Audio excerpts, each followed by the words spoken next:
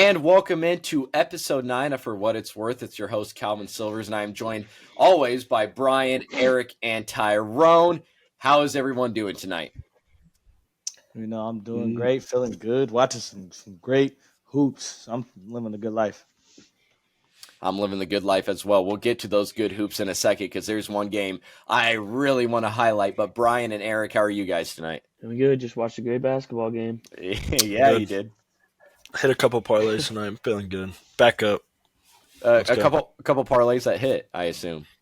See. All right. Good stuff. We're all in a good mood. And let me tell you why we're all in a good mood, or at least why I am in a good mood. And it's because of this woman right here. Now, if you're not watching and you're just listening, you have no idea what I'm holding up in my hands right now, but it is a Caitlin Clark cereal box. And we just have to talk about that Iowa LSU Elite Eight matchup. My Iowa Hawkeyes, if you guys haven't already picked up by previous podcast episodes, I am an Iowa Hawkeyes fan. I am very ecstatic right now. I'm trying to be more professional for the podcast here and not just be a total fan. But man, what a game that was. And just from your guys' standpoint, what were your initial thoughts just from that game? We'll dive more into it here in a second, but I'll let Tyrone start with this one. Tyrone, just what'd you take away from that Iowa LSU game? The biggest reason why I was able to win that game is because LSU made zero adjustments on defense. Haley Van was playing I guess she was playing bad defense, but she's going up against the person that has the most points ever in women's college basketball. So if you leave her one-on-one, most likely she's going to get fried most times if not, and she did. So she played bad defense, but her coaches didn't shoot her any bail by not sending any help or helping on any screen. They're just letting her get cooked. I'll be pretty mad. I'll try my best, but I can't guard her, coach. Please help. Yeah, and it was towards the end of the game is when they started switching on every screen for Caitlin's. I don't know why they didn't really make that adjustment beforehand. I'm glad they didn't. And it's just, it sucks for LSU if you're an LSU fan, because while Haley Van Lith was having a bad game, she had to be on the court because your other guards were in foul trouble. Erik, what'd you take away from this game? Caitlin Clark's the best. I don't know how I didn't see it. I should have bet her to make 9 threes. I mean, it's pretty simple. Yeah. I think what she got out of, playing at home and having that pressure of everyone watching her during those home games, that opening weekend, I think once she got out of that environment, she was able to play better. And we didn't really see her get as mad at the refs or anything in this contest, which I think helped her play too. She was more focused on the game. She was composed. I think her teammates could feed off of that. It's what they needed in there. Bryan, what did you take away from this game? I got to watch more Caitlin Clark games. That's what I took away from it. Yeah. Not even just how crazy she makes all these contested threes and all that. I mean, her passing is crazy. Some of those first few assists in the first quarter, I was like, how'd that ball even get there? Her vision is impressive. So, yeah. And, while she did have some turnovers here and there, it was just the aspect of just, figuring out where to get the ball, because she was trying to go, up top where LSU just had taller players. So it took her a second to get used to, either I got to go, a bounce pass or figure out another way. But yeah, her vision, even when she's running the floor, is insane. But yeah, her ability at any time to get the ball, and she leads her players, which is really nice. Angel Reese, what surprised me is that Iowa's zone was actually hurting them when they went man-to-man. Despite being smaller, it was actually working out better. And O'Grady for Iowa down low against Angel Reese, for the most part, held her in check that second half. The physicality down low. What'd you take away from Iowa's defense? Erik, I'll let you start on this one. I could just tell just from the first half that zone was, we were talking about it in the group chat also, but zones just, zones boxing out for offensive or for defensive reboards, it just lets up offensive, especially when you're lacking size. Yep. And it's because then you're in a zone and you're like, oh, who do I pick? And if there's, it just gets all scrambled. But if it's man, then you got an assignment to kind of make it a little. Before we dive into the men's side of the tournament, I just want to get your guys' take right now, this very instant, not a future, not, maybe if Caitlin Clark wins. Right now, where does she stand all time in college women's basketball? Tyrone, I'll let you start with this one.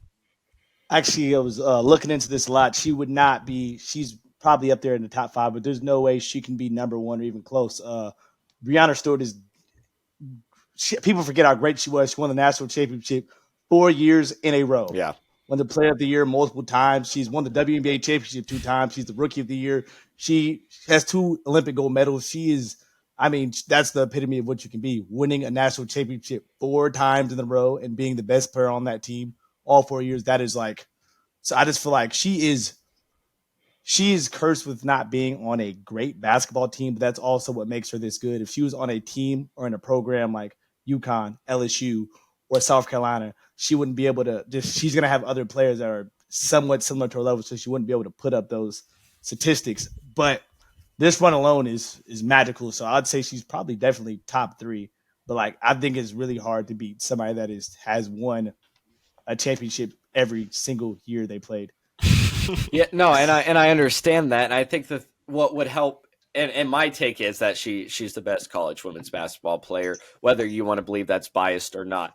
And I'm just saying that because while she is lacking a national championship right now, and I know I told you guys not to think ahead, and I think I am kind of thinking ahead, because if she doesn't get that championship, I get it. I get the arguments of how she can't be the greatest because she never won a championship at that level. But we'll worry about that later on. But at this moment, I still think you have to give it to her because of the fact that she hasn't had as great of players around her. And yet she's made it to back-to-back Final Fours. And what does she have to do during that? Well, this year she took down the defending champions. And last year she took down a team that people thought was literally unbeatable. People thought South Carolina couldn't be beat. They were saying, give them the trophy before the tournament started last year. We've had women that have won 4, 3, even 2 national championships during their time, most of them being during the UConn years. But that's because they had literally WNBA talent or above all around them. Caitlin Clark really hasn't had that in her career.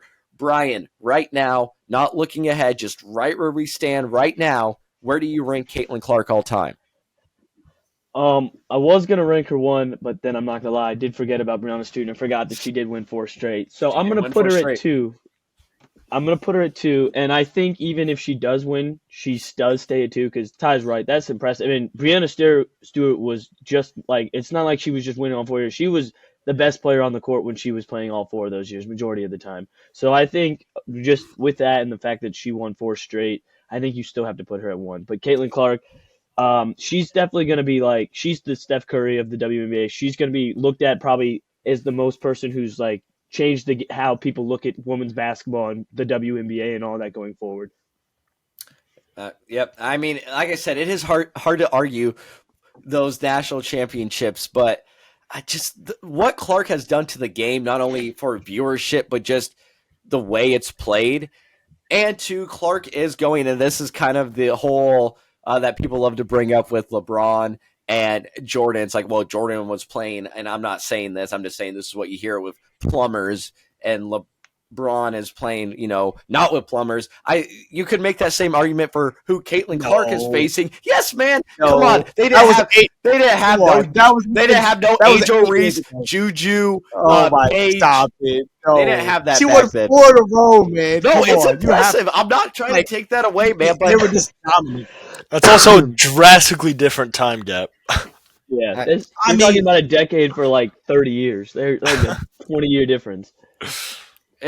I don't know. I just feel like the competition now for women's sports is a lot harder than it was, and Clark's leading that. Erik, I haven't gotten your opinion yet. Just where we stand right now, where do you rank Caitlin Clark? Yeah, I mean, she has to be 2. I wasn't really familiar with Breonna Stewart, but if what Ty says is correct, which it sounds like it is, there's no, even if she wins this year, she still won't take it over. I mean, she has like the stats and stuff. She's basically like Russ. Like, I mean, obviously not that bad, but I mean, like, he had triple-double season. He passed Alka Robinson. He still, doesn't have the postseason, prevalence. But I get that comparison. But I think your bias is coming out here a little bit, Calvin. Even I do think she's very influential. Like, she's like how Steph Curry was. Like, she is insanely influential for Yeah, But no, I mean, I just don't think that she can pass it. Even though I don't. When did she win that?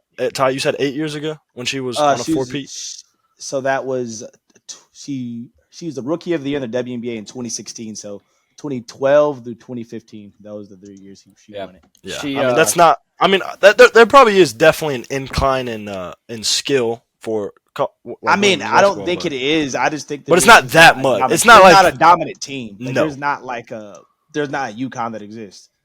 no.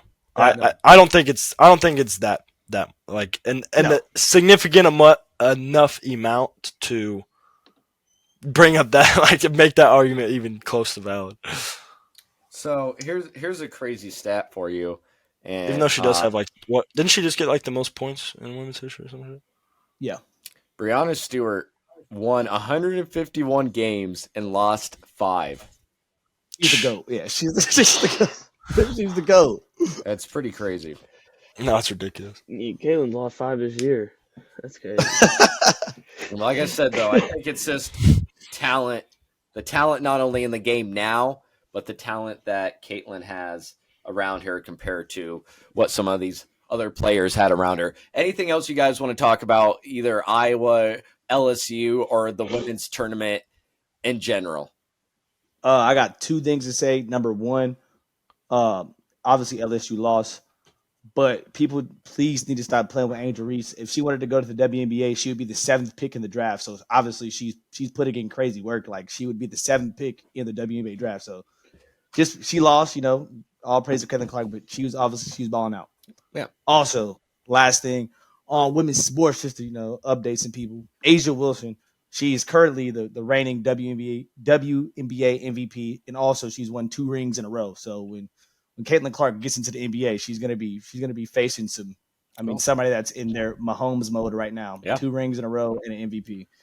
Who'd you say? Asia Wilson. Yep. She went to South Carolina. Yeah.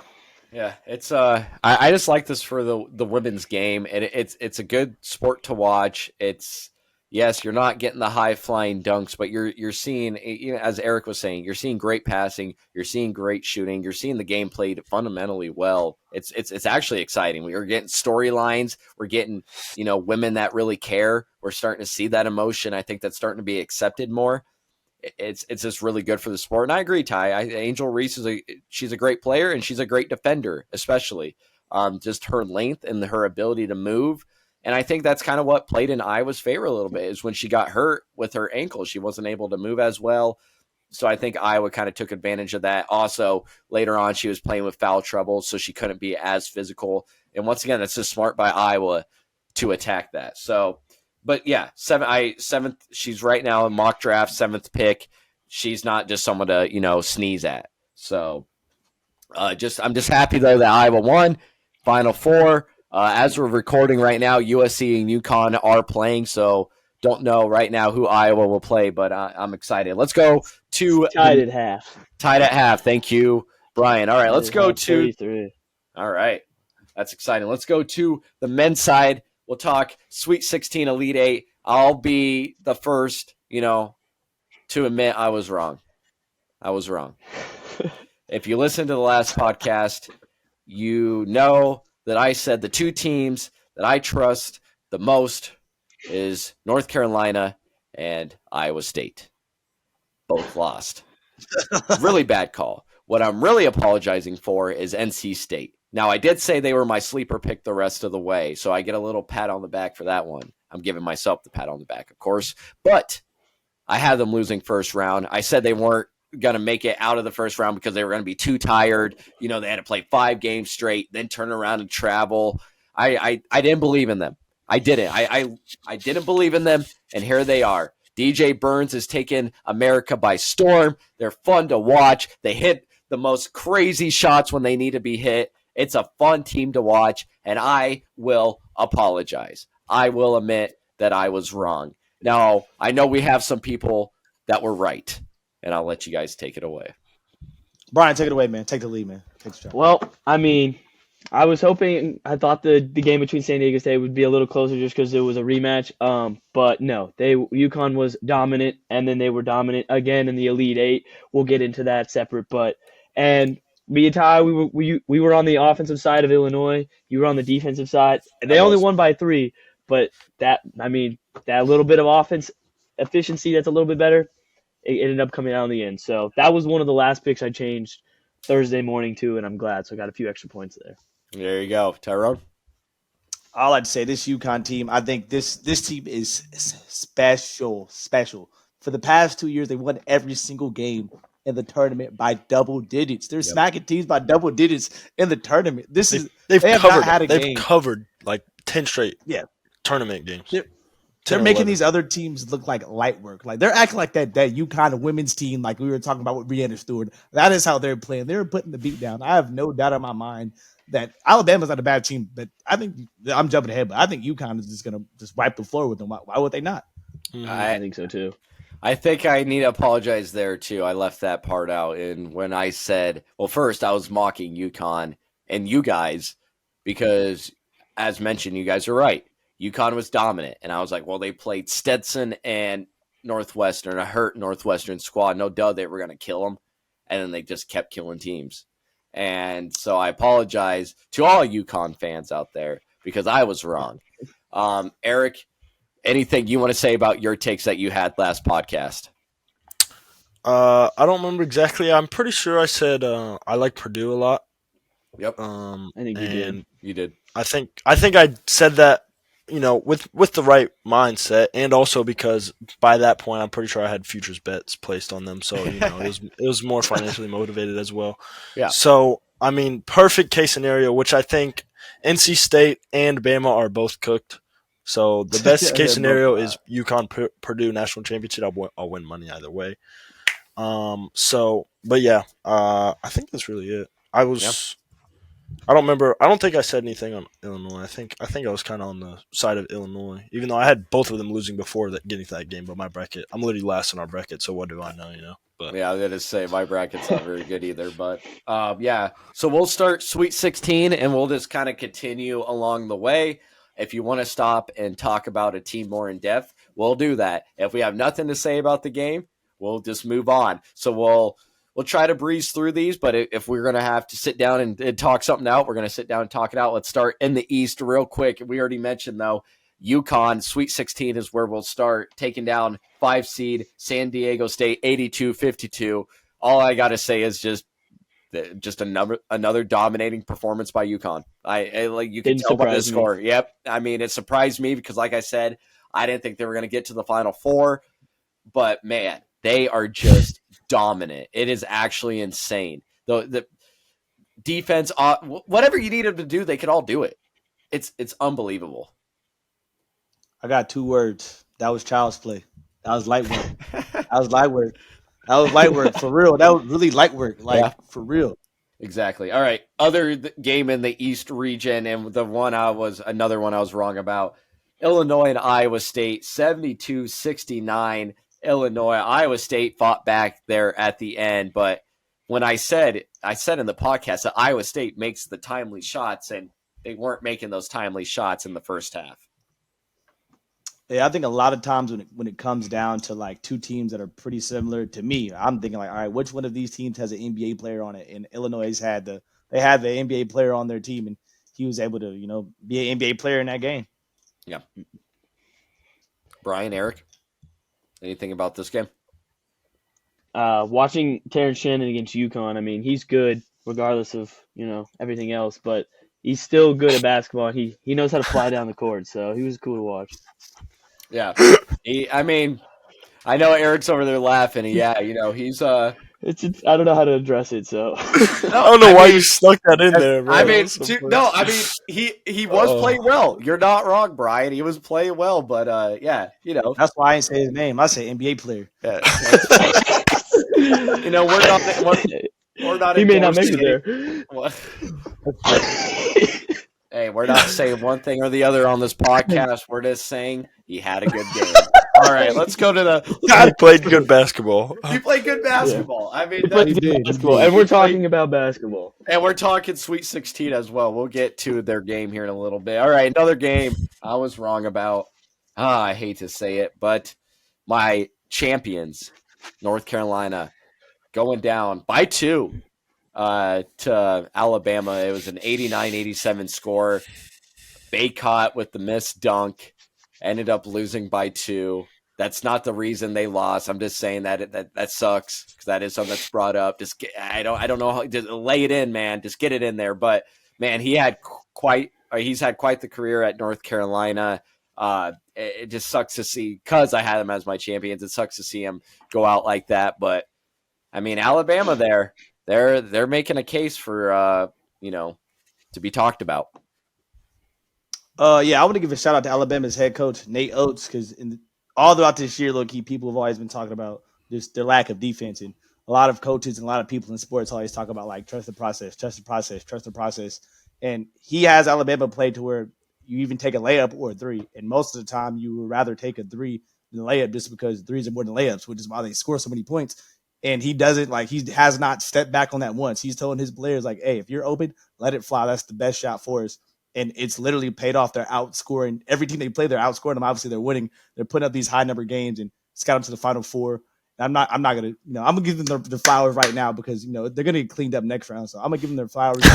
Honestly, for real. I think they're gonna get cleaned. Making the Final Four and trusting yourself, just telling your players to trust these things I'm saying. Don't care about defense. This is how I coach you. It paid off. So props to him. Yeah, and I think there's something to be said about a team that kind of has that trust from their coach to, kind of play loose, more like, and especially in a high setting as a Sweet 16, as an Elite 8. I think that goes a long way. And to be fair, I wasn't all that high on Clemson. I get it. They got this far. There's something to be said about that. But, it was Clemson. And so I think Alabama does get cleaned up here against UConn here in the next round. But Erik, Bryan, any thoughts on that Sweet 16 matchup between Alabama and North Carolina, or just either team in general? North Carolina cost me my bet that I actually was proud of. That was actually good. And I'm mad that they lost too because I had them go into the Final Four. I really thought they would win, and I thought they'd cover the spread. Obviously, they didn't do either one. So yeah, I was a little upset with them on that. Yeah, fair enough. It changes the game when money's involved, and I'm kind of sad too. I got a nice new North Carolina hat recently, and I was hoping to wear it out some more, but had to put that one away. But actually, I forgot to show this off. Hold on, just a second. Usually, I wear a hat during these podcasts, so you're about to see my full head of hair. Hopefully I don't have any hair sticking up, but hold on a minute. I forgot to mention this earlier. I don't have my headset on, so I can't hear you guys. But this is what I like to think. Caitlin Clark stepping over Angel Reese here. I was literally just going to say you need to get a hat of that. I mean, it's Caitlin Clark getting it done tonight. So let me put the headset on, see what you guys have to say about that one. That's funny. That's funny stuff. You need to find an actual hat that has it. You could probably you start selling them, man. People, I probably could. I could find one. I could find one Caitlin hitting one deep, but no. Like I said earlier, Angel Reese, good defender. It was a great game from those two. Just had 20 boards. It's crazy. I didn't say that crazy. Earlier, but I forgot. She's like I said, she's tall, man. She has that length. You don't want to go down there low against her. All right, let's keep going. We're still in the West, but we're talking, and I kind of hated on Clemson there for a second, but they did take down number 2 Arizona 77-72, and I think, if I'm correct, Tyrone, weren't you really mad about that? Weren't you saying you were done, picking Arizona to go far, or am I making that up? Oh no, you're completely right. I'm done picking them to do anything. Before this year, they lost to double-digit seeds in multiple tournaments. Then the team you lose to this tournament is Clemson, and they continually play this high. They get a high seed, and they go to the tournament and disappoint. And I wouldn't even say this is like a Purdue thing because they're just not a team that their 2 seeds are so fraud to me. If I was a team and I seen that we were playing Arizona, I would be like, yes, bet. Yep. Cool, we have an even shot. Look who beat them last year. In the year before that, and the year before that, I don't really have anything to say about Arizona just besides that they're fraudulent and they're fake. They play fake basketball in the regular season, and the postseason comes and they poop the bed. Yeah, and I was kind of surprised too. I thought like I said, it was Clemson. I didn't really have Clemson going far, but I believe it. J Hall's good. Man, he was hitting those threes. He's a fun player to watch. But yeah, I was surprised by that. I thought Arizona would at least make it to the Elite Eight here, and I didn't think they were gonna. I didn't obviously think they were gonna beat North Carolina at the time. With my bracket, obviously Alabama won, but I had North Carolina winning that. I didn't think they were going to get past them, but I had them at least in the Elite Eight. So that's kind of crazy to see there. Erik, Bryan, anything you want to say about that Clemson Arizona game? I had Clemson. I had Clemson losing in the first round. Okay, I think I did had too. I had Arizona losing in the second round, so I was just one round off. I don't ever trust. Like, I think the last time I did that was last year, and I knew it was going to be the same story this year. I mean, I pulled the trigger a little early, but I mean, I had the right idea. Yeah, I mean, same. They're basically the Cowboys or whatever. You know what I'm saying? Like they just get it done, and then whenever they need to play real basketball, or in the Cowboys' case, football, they just lose to break a down. team they're better than. Yeah, I'm They gonna just just break say down. I'm gonna say this now. I was gonna save it for later, but I'm gonna say it now because I'm gonna forget. But just from you bringing that up, Erik, I saw a meme that said when Purdue realizes they still have to play a double-digit seed, and that just made me laugh because just with that history there, it's just funny. If they lose to a double-digit seed in the Final Four, oh man, that's just bad luck for Purdue. Anything else we want to say about Clemson or Arizona or that West region in general? No, those two teams are poop. All right, let's keep on going. Then we're actually going through this pretty well. Let's keep it going. Ty, you were out here gloating, which you should. You deserve it. But also, you're wrong, at least for a second there, about one thing, and that was Duke. They got past Houston 54-51. You said it was a very mid Duke team. Yes, they did go on and lost the next round to a double-digit seed, so you're not completely wrong. But the fact they took down one seed Houston, who a lot of people had winning the national championship, anything to say about that one?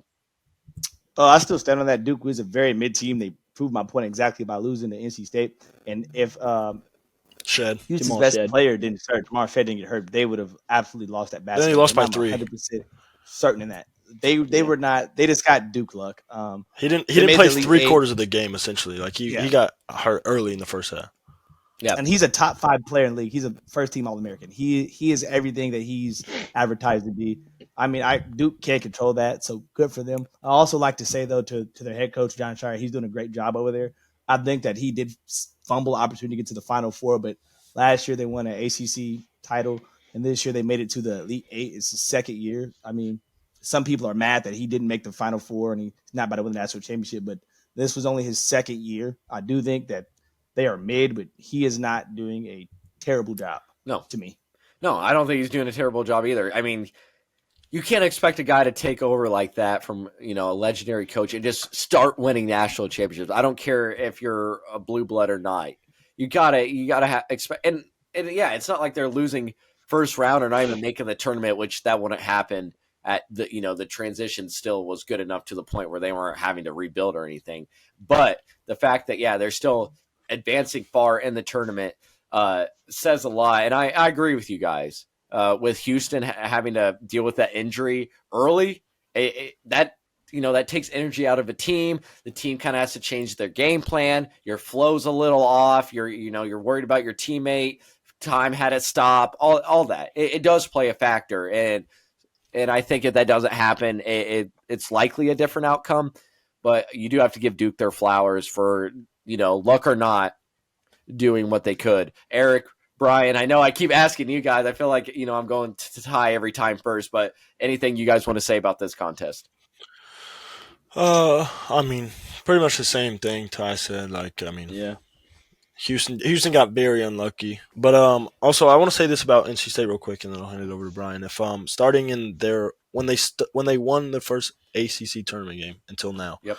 If you bet $100 starting the first game and then just rolled the winnings and put it on the money line the whole time up until currently today, you would have over $650,000. Jeez. Why didn't I think of that? That's what I'm saying. I'm not serious about that money, man. I'm not serious. It's funny I'm really because, not. like, obviously, it's funny you say that because, like, oh, why did I think of that? But it's like, why would you think of that? Hey, Literally, one day I'm gonna do that. You don't even know who DJ Burns was 2 weeks like, ago. literally, NC State literally had to use a buzzer-beating 3 just to force overtime to keep their season going. Virginia missed a free throw just to keep their season alive. You know what I mean? It's just funny because it's like, oh, yeah, why did I just think just to keep riding that trade? Because I didn't expect to be. I had them lose the first round. I never would have expected to keep putting money on them. That's very interesting stat there, Erik. Bryan, anything you want to say about the game? Whether it's NC State or just the Houston Duke one? I'll touch on the Houston one real quick. I mean, you're basically what everybody else has said. I mean, I think if Shed plays the whole game, I think we're talking about a completely different game, and I think we're probably talking about Houston maybe in the Final Four, but who knows? But NC State has been exciting to watch all year. Both DJs, everybody highlights DJ Burns, but the other DJ on their team is playing just as well. And then you got DR who's killing the boards. I mean, NC State. I mean, I think they're gonna struggle with Purdue, but I think NC State's gonna actually keep it relatively close. I don't think they're gonna get blown out like UConn is about to do to Alabama. Yeah. Fair enough. All right, let's jump into that NC State because they took down Marquette. And Tyrone, I know you had Marquette as a sleeper. I'm done picking on you though about your picks because I was really bad in my picks last week. But you were right in the fact that who you had confidence in. But your sleeper was Marquette. They go on and take that loss to NC State. But is it really hard to blame Marquette? I mean, NC State is just on a run right now. Ty, what do you think? Can you really blame Marquette for losing this one? Not really. So Marquette they pulled a Rockets game 7. They were 4 for 31 from the 3-point line. Oh my God, that's bad. I think if we put us 4 out there in DJ Burns and we're on a basketball team, we could probably go 4 for 4. Or I said 4 for 37, 4 for 31. Still equally as bad. Oh, we could do that. I can make 4 by myself easily. Yeah. Everyone here could make 4 by themselves. I could make one. Give me 8 shots, I'll make one. And on top of that, shot quality, they track the quality of shots. Over half of their shots were qualified as open threes too. So the boys were just missing threes. Yep. They just missed them. Like you can't do nothing about that. Like they just missed them threes. So I mean, that's what happens in basketball, man. You miss shots, you lose. You live or die. Name of the game. Yeah, some teams live or die by the 3. Bryan, Erik, anything you guys want to say? I know you guys kind of shared more about NC State. I didn't know if there's anything else you wanted to say about Marquette, maybe. I mean, me and you were the only ones that had Marquette losing to Western Kentucky. They kept it close in the first half of that game, but I had no faith in Marquette. I mean, they went kind of the same deal as like Arizona. I counted them out a little bit too early, but I kind of did that just for an edge. You know what I'm saying? But I thought Marquette was going to lose way before that. But I actually had in the round of 32, I had Colorado and Marquette, and I had Marquette losing to Colorado. So, yeah, I didn't have them getting this far either. So, just the fact that they did, I mean, they proved me wrong too. So, I don't know. 2 seed, I mean, it sucks to lose to a double-digit seed. But like I said, NC State's is on, and I didn't trust them early. I mean, I trust them obviously now. But, yeah, you just caught a team that's red hot, and in the month of March, that's really dangerous no matter how good you are. Let's go to the Midwest. Purdue, Gonzaga. Gonzaga they were keeping up for a while. Those boys were keeping up for a while. Purdue finally went away. This is more just overall Purdue, not just specifically this Sweet 16 matchup. But I mean, Zach Edey. I mean, that guy can he can do whatever he wants down the paint right now. He can. That's just how college works. When you have a guy like that, the refs tend to favor them more. And I'm not saying that's how he gets most of his points. He is honestly a good player down low too, but just there's no one in college that has the strength or height to really put up with him. And so that might change in the NBA, but right now that's huge to have a guy that's over 7 foot down in the paint. So, but Gonzaga they held their own there with them. Erik, Tyrone, or Bryan, either one of you guys can jump in on this one real quick. I mean, I kind of, I mean, they're a 1 seed, so it's whatever. But I somewhat called it. I mean, like I said at the beginning of this show and last show, I have a lot of faith in Purdue. I think it kind of helps that, uh, they got that two ball. Dalton and Edie, they're just, and I mean they didn't knock down their threes the first half of against Tennessee, Mm-hmm. but they came out in the second half. They were hitting their shots. They got back into their groove, what they needed to do. Yep. Edie's just, like you said, he's 7 foot. And he's just too tall. And he's, I mean, he's not like Chet either. Like he's strong. Like he's more solid. Yeah. I mean, he'd even need the ladder to cut down the nets, which is crazy. Yeah. Bryan, Tyrone, anything you want to say about that Purdue Gonzaga game, or just either team in general? I don't really have anything to say about Purdue or Gonzaga. I want to give my flowers to the other team in the Midwest, even though Purdue beat them yesterday. But I just like watching Dalton Connect play. So let's hop on that game, man. All right, let's hop on that game. all right. Let's go. I mean, I was just gonna say I felt Bryan. bad for Dalton Connect yesterday. He couldn't get any damn help. Poor Dalton Connect out here just doing it all while Zach Edey's just every play come down, pass it to him. If it doesn't work, pass it out, then pass it back down to him, and just hopefully he either makes it or he gets fouled, which was just. I mean, I felt like I was just watching a loop, basically. Yeah. What a name he's made for himself this tournament, if you didn't already know the name. Dalton Connect, yeah, man. He's fun to watch. He is the heart and soul of Tennessee, especially in this tournament and the tournament run that they had. Just a great player to watch, can really shoot the ball. Very electric. You're right. He was fun to watch. And I mean, Creighton put up a valiant fight. I mean, they have the shooters. They were going to rely on that kind of play. I mean, yes, they did have a big man as well that they could go to, but they were going to rely on the shooting. And Dalton Connect just really stood up and has been a force for Tennessee. Erik, Tyrone, you guys seem pretty excited to talk about this game too. So either one want to share their thoughts on it? First off, this is a great game. Purdue and Tennessee. It was back and forth for the whole time. First off, I want to give flowers to Dalton Connect, like you guys were saying. He's played JUCO basketball at some point, went to a mid-major, transferred to Tennessee. Now he's projected to be the 19th overall pick in the last mock draft by the Ringer. So he's literally a guy that he's trusting this process, took the JUCO route, transferred again with Tennessee, best player, SEC player of the year, balled out, did everything he could do.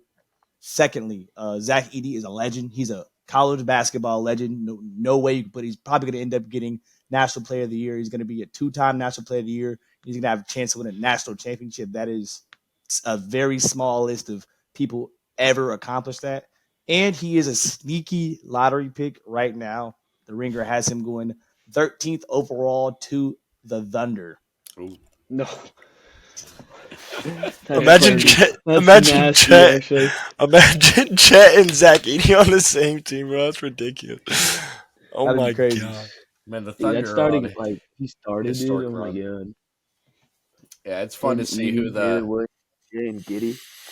Yeah, I was gonna say it's fun to see who the Rockets the Thunder are getting right now, just because of all the picks that they've acquired and whatnot. All right, very quickly, because we've kind of talked over all the teams already. Let's go to the Elite Eight. We're gonna go starting with the East, and I'm just gonna say, guys, this should never happen at the D1 level. It should never, ever, ever happen. Not at least not in a tournament game. How do you let a team go on a 30-0 run? I'm not even trying to be funny. That should never happen at this level, and especially this point of a tournament game. I get it. UConn is unbelievable right now, but 30-0 when you're Illinois. And here's the thing: you're Illinois. You were the top rated offense, one of the top rated offenses. That should never ever happen at a D1 level, especially in the NCAA tournament, not in the Elite Eight. They ran into one of those teams, man. A stat here: whenever Donovan Clingan was on the floor, Illinois only scored 14 points in the entire game when he was on the floor. Wow, this is blocking. It's lockdown. There's nothing in there. UConn is just I don't think this is anything to say about Illinois, because obviously they just played the team with the best defense the game before, and they beat them, and they just ran into a team that is elite. UConn also has two players going within the top 10 in the Ringers draft as well. So, I mean, that's just how it goes when you have guys like that on your team. You're well coached, you're a well-oiled machine. You're just a buzzsaw running through teams. Yeah. Bryan, Erik? Kind of the same point. Like, I mean, Illinois is the best rated offense, and they got pummeled by UConn, and Bama has a good. They play their pace is too high. Like they play like kind of what Ty was saying earlier. Like just if you're open, shoot it. Like they don't have like sets. UConn thrives on slowing the game down. So they're gonna kill. That's what's gonna be. They're gonna kill Alabama. They're gonna slow Bama's game down. They're gonna run sets that take. They're like average time possession. I think maybe this was the regular season was like 18 seconds or something. Like it was ridiculous. Yeah. They just run sets that take forever. Just run the team down and slow. Like I think Bama has the. I mean, there's only 4 teams now left, but like probably in the Sweet 16. They have like the fastest pace. Outside of like Samford, they were like the second fastest team in the tournament. So I mean, eventually that's going to come to a grinding halt whenever they play a team like UConn that is going to slow the game down entirely. Yep, I agree. I just do any of you? We got Erik's answer. Do any of you think Alabama can take down UConn? I don't think so. No, they win by 30. Yeah, watch them win by 30. The one time I'm raving about UConn, they actually lose. That'd be crazy. I don't see it. Okay. No. Do we see NC State taking down Purdue? More plausible. I was going to say that. I was about to say that's more plausible, easily. But I really want to see Game versus Edie. Oh, 100%. The public is all over NC State. Yeah, literally the splits are NC State and UConn for the spread for their games on Saturday. What's the spread? It's 9.5. It's 8.5, or like it's like 8-9 for Purdue, and it's like 11-12 for UConn. That's crazy that we're getting double digits in the Final Four. It's a crash course. Yeah. Purdue might. I mean, UConn really might just win both of their games by double-digit points. Like for real. Like they really might by 20. They 20 could. I seen a bet easily. I don't think they beat Purdue by 20. No, I seen a bet on FanDuel. I think it's plus. It's at least a plus 1,000 if UConn wins these next 2 games by 20 points. It may be plus 2,000. Somewhere it's at least a plus 1,000. I've seen that today. If they win Bama and the Natty by 20 or more. Yeah. I mean, if NC State wins, that would make me feel a lot better. If they beat Bama by 20, I think Purdue's UConn second. So I mean, but yeah, if NC State wins, I bet that I would feel a lot better than if Purdue won on that second half of that bet. But yeah, I mean, UConn's just so dominant, dude. They just can't. I mean, Purdue's I think gonna be obviously it's the Natty champ, but it's gonna be their toughest battle because it's Edie versus. We might have a 1v1. I know. I had a great coach by UConn's quote. That's how the Purdue Tennessee game was. It literally like at halftime, Connect had over like more than half of Tennessee's points, and Edie the same. They both had Edie ended with 40 something. I think Connect was up there. He was high 30s, dominating. Yeah. It's gonna be interesting. It could easily be the same for. Yeah, a great quote by UConn's coach. They said, is a worry your team isn't going to be able to win close games. He said the best way to win close games is to not have one. I'm like, that's a fact. I mean, why would you play a close game? He's not wrong. We're not going to play them close. We're going to blow them out. And one team that didn't have to play close toward the end. Iowa Hawkeyes, baby, let's go! I'm still so excited. I enjoy that, man. That was. It could never happen again. It might not. Generational player. That was episode 9 of For What It's Worth. We talked a little bit of Iowa, LSU, and also a recap of the men's tournament, plus what we think looking into the Final Four. I guess I didn't ask you guys before we officially wrap. Is UConn your guys' national championship a winner? Bryan? Okay, Tyrone? Yeah, absolutely. Yeah. This year, maybe next year too. Who knows? Erik? They could come back. As long as they beat Purdue, that's fine with me. But yeah, All right. I mean, I don't see UConn losing. Definitely to Alabama, but and then Natty From either. a, Yeah. yeah, from a team I said wouldn't make the Final Four, I think now I have the most confidence in them the rest of the way. But as mentioned, that was episode 9 of For What It's Worth. You can follow us on TikTok, on YouTube, on Spotify. You can type in For What It's Worth, or you can use our which is FWIW Sports Pod. Go ahead on whatever you are on. Go ahead, give us a like, a comment, share the links, whatever you got to do. Share the word. We love doing this. We love when you guys listen, and it really helps us a lot.